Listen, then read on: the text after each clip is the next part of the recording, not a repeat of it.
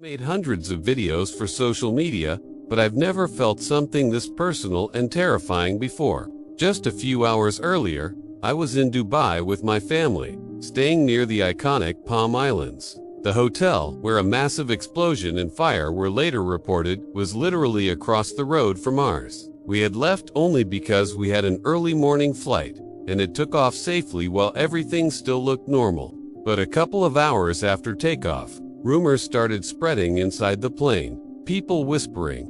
Suddenly, news began circulating that the United States and Israel had launched a large-scale military operation against Iran. All I could think about was whether our flight path had crossed any areas where missiles and drones were being launched.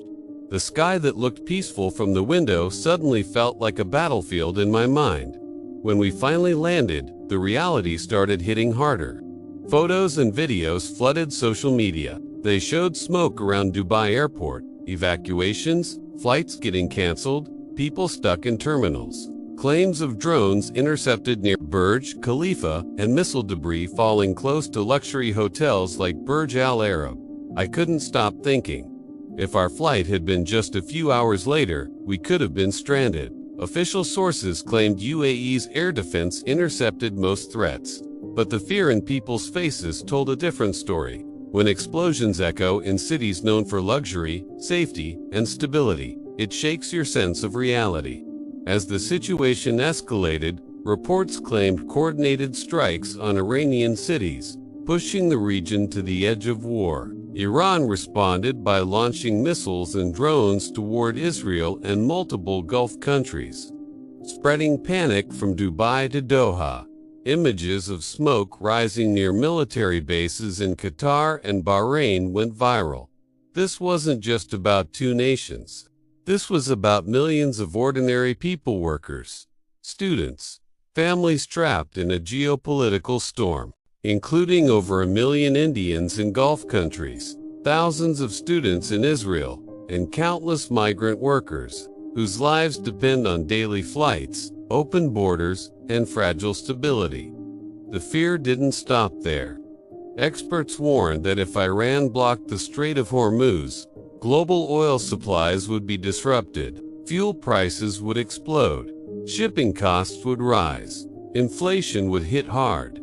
Countries like India, importing massive oil from the Gulf, would feel the shock in everyday life, from petrol prices to food costs. While politicians debated, ordinary people refreshed their phones, praying their families were safe, hoping flights wouldn't be canceled, realizing how powerless we are when powerful nations decide to turn regions into battlegrounds. History has shown us what happens when foreign powers claim they are bringing freedom and democracy by bombing cities, like in Iraq or Libya. Dictators fell, but chaos, instability, and suffering followed for common people. That's the biggest fear here too. If Iran collapses into instability, it won't be the leaders who suffer first. It will be ordinary families, children in schools, workers in markets, travelers at airports.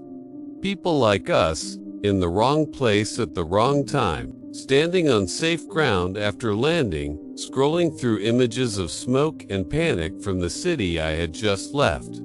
I realized how thin the line is between a normal morning flight and becoming part of a disaster story, and how in geopolitics, decisions made in powerful rooms can turn peaceful skies into imagined war zones in our minds.